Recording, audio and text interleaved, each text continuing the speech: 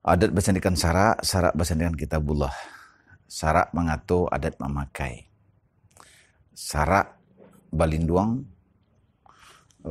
adat bapaneh.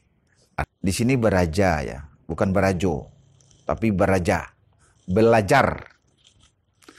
Jadi mama ini adalah toladannya keponakan, tempat belajarnya keponakan. Dari itu harus kita berikan sedikit semacam pengalihan kepada anak keponakan kita.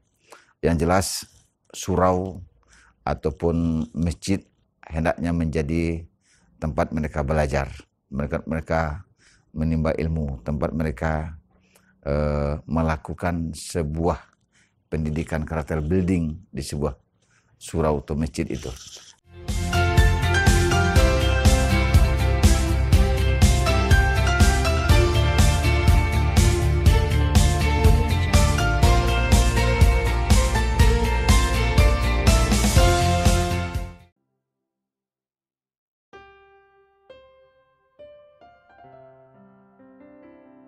Oke.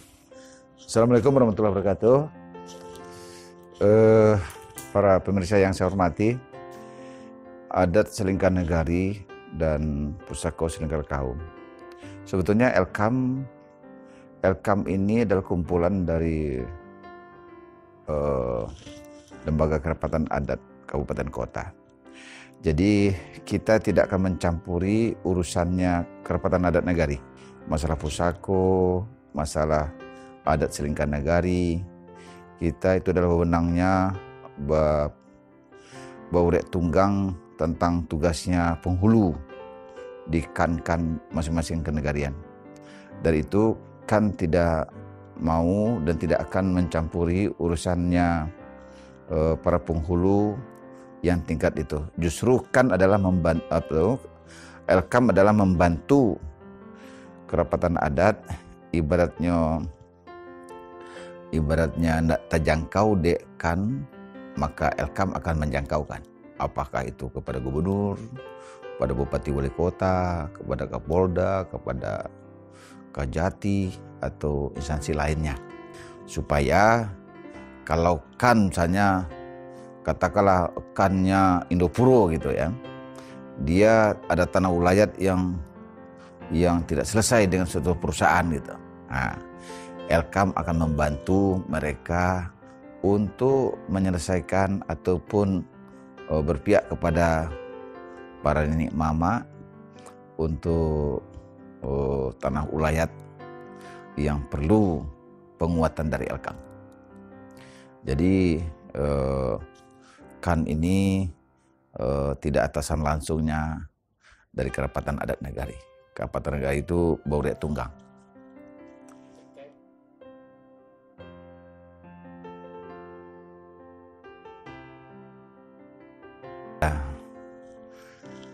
Adat bersandikan syarak, syarak bersandikan kitabullah. Syarak mengatur adat memakai. Syarak balinduang adat bapaneh. Syarak itu, adat kita itu syarak itu. Kehidupan kita adalah syariah Islam itu. Di Minangkabau ada pepatah mengatakan kemenakan beraja ke mama, Bama beraja ke penghulu, penghulu beraja ke mufakat, mufakat beraja ke nanbana, nanbana adalah Allah berdiri sendirinya. Di sini beraja ya, bukan berajo, tapi beraja, belajar. Jadi mama ini adalah toladannya keponakan, tempat belajarnya keponakan. Orang Minang ya sangat egaliter. Kayu seorang salah, ada yang tidak minta dah. Jago seorang salah, ada yang tidak tanya dah. Bagak seorang salah, ada yang tidak cekak dah. Tapi kalau toladan dikasihkan ke orang Minang, pasti dicontohnya. Di Minang ini kalau tidak berguru meniru. Tapi sesuatu yang jelek pasti tidak akan ditirunya. Makanya mama di Minangkabau memposisikan dirinya adalah toladan keponakannya. Penghulu toladannya mama. Makanya penghulu tidak boleh manje, tidak boleh kasawan, tidak boleh berlari, tidak boleh sedang pendek, tidak boleh mantam bumi atau berang. Karena dia toladan. Dari itu mama adalah tempat berajanya keponakan. Ya, bukan Bukan mama rajonya kemenakan, bukan. Tapi kemenakan baraja ke mama. Kemenakan belajar ke mama. Kemenakan bertoladan kepada mama. Mama bertoladan kepada penghulu. Penghulu bertoladan kepada mufakat. Mufakat bertoladan kepada nambana. Nambana itu Allah. Dari itu bahwa ketika anak keponakan kita berikan toladan yang baik, apakah toladannya silek gitu ya, pada mama kita pendekar atau mama kita seorang ulama, memberikan toladan yang baik kepada keponakannya. Makanya di Minangkabau surau itu milik suku. Sampai ma aja anak keponakan di surau itu. Bagaimana caranya supaya anak atau keponakan memiliki tauhid, memiliki akhlak yang mulia. Dari itu kalau saja semua mama di Minangkabau ini memberikan teladan kepada keponakannya, pasti dicontoh oleh keponakannya.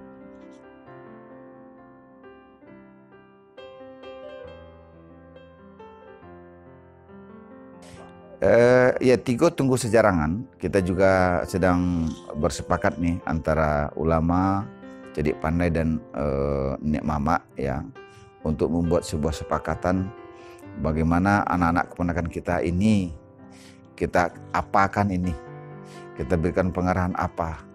Dan anak keponakan kita hari ini cukup berat tantangan yang dilakukannya, karena pengaruh gadget, pengaruh handphone, pengaruh sosmed ini. Dulu kita enggak ada, kita TV pun cuma satu. Hari ini TV channelnya banyak sekali. Dulu di Padang ini, ketika saya jadi lurah Padang ini, kita razia anak-anak yang memakai Android. Hari ini justru anak itu disuruh pakai Android. Dalam Android ini semuanya ada. Orang bergulat, orang apa aja semua ada di situ. Dari itu harus kita berikan sedikit semacam pengalihan kepada anak keponakan kita. Yang jelas surau ataupun masjid hendaknya menjadi tempat mereka belajar, mereka menimba ilmu, tempat mereka melakukan sebuah pendidikan karakter building di sebuah surau atau masjid itu. Dan itu kepada anak keponakan kita.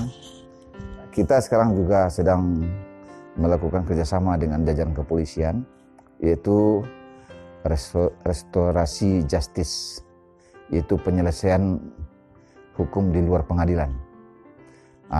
Di luar pembunuhan, korupsi, narkoba, teroris akan diserahkan lagi kepada kita, pada Nik Mama, agar Nik Mama dicari lagi oleh anak keponakan.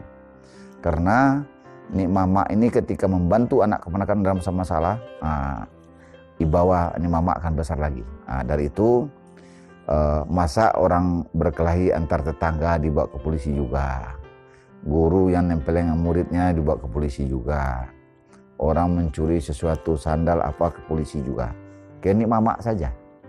Dari itu sebuah terobosan yang sangat bagus diberikan oleh Bapak Kapolda kepada kita bersama jajarannya untuk membantu agar polisi menangani hal yang profesional aja.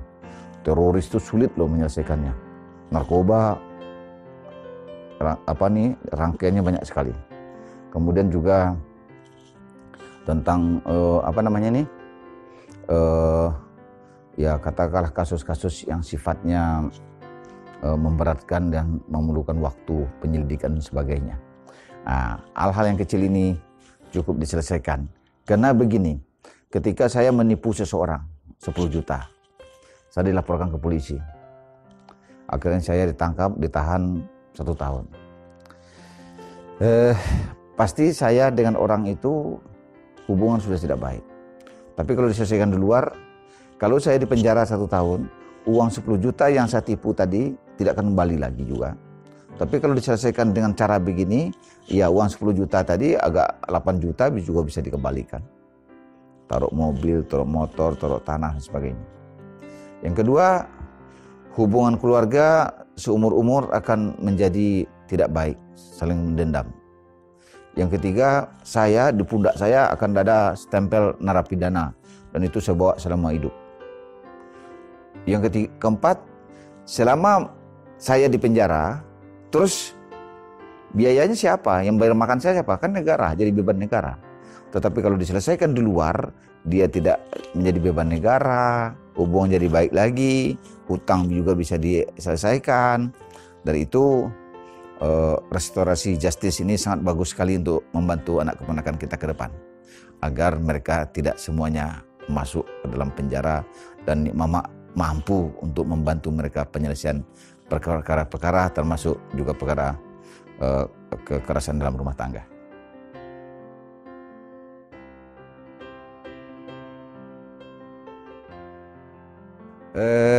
DIM ya, sebetulnya dalam negara demokrasi masyarakat mengusulkan apa saja boleh-boleh saja, tidak ada larangan. Dan kita lihat juga lah dulu apanya istimewa. Kemarin ketika panitia DIM itu jumpa kita, memang istimewa itu pertama sekali tentang matriarkat ini. Matriarkat ini cuma ada di Minangkabau. Di dunia ini hanya cuma dua, Yahudi satu, Israel, dan Minangkabau. Tapi Yahudi boleh pilih bapak atau ibu famnya. Kalau di Minang saklek, hanya ibu, ya, tidak boleh. Sehebat apa saja kalau dari bapaknya dia tetap aja jadi anak pisang. Ya. Tentang Sumatera Barat pernah menjadi ibu kota atau Bukit Tinggi menjadi ibu kota pada PDRI, dan hampir saja Republik ini tidak ada, dan mungkin juga itu alasan bagus juga. Tetapi ya perlu tahapan-tahapan untuk mengusulkan kepada negara tentang keistimewaan itu dan dibahas di DPR sana, dan memang harus yang ada yang mengawal ke sananya.